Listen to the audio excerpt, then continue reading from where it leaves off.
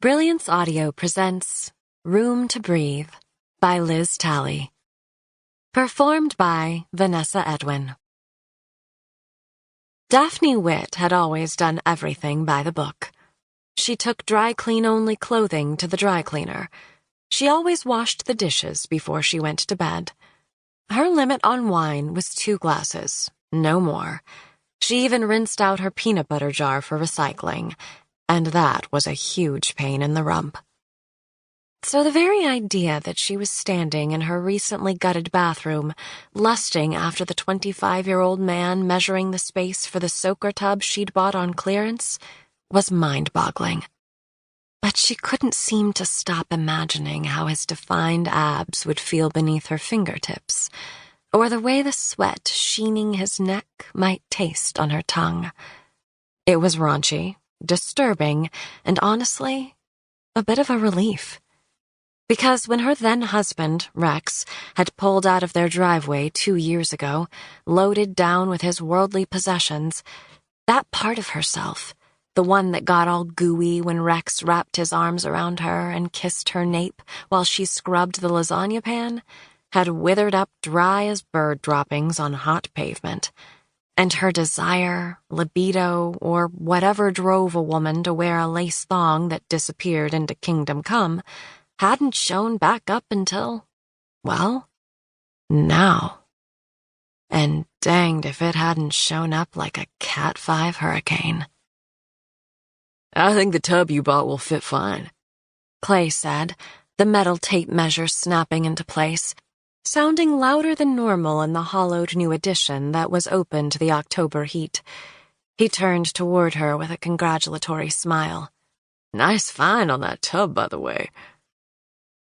Clay Caldwell was almost young enough to be her son.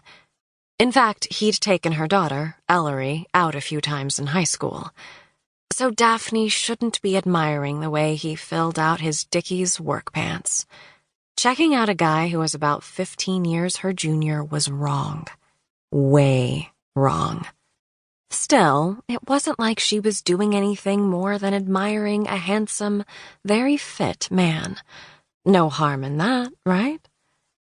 After all, Clay seemed to be asking for it, parading around without a shirt, rubbing his hand over those washboard abs, and cracking smiles like a frat boy popping beers. Wait, was this sexism?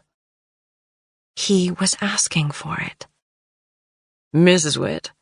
Clay poked her arm. Right, Mrs. Witt. Old Lady Witt, washed-up Mrs. Witt, bringer of the juice boxes and name tags at Bible school Mrs. Witt. "Sorry, why don't you call me Daphne?"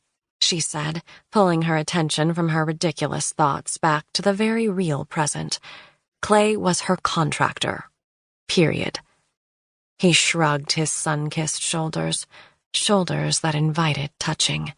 Damn it, focus. "Sure, but it feels weird calling you Daphne."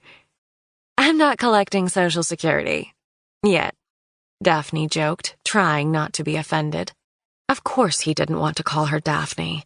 He'd always known her as Mrs. Witt, and as a good old Southern boy, he'd call her Mrs. Witt until she turned up her toes, no doubt.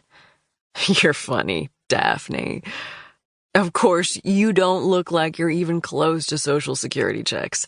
You look my age. In fact, you should know you were all the guys' favorite MILF when we were in high school." His dark blue eyes twinkled and then widened. "Oh, crap. Ignore that. So inappropriate." She knew what a MILF was, of course, but she'd never thought she'd ever been one. Okay, so she had always been the youngest in the mom crowd, but she'd never worn tight clothes or put out any boom-chicka-wow-wow vibes when she volunteered in the PTA. What did a woman say to being told she was someone that younger guys wanted to, do?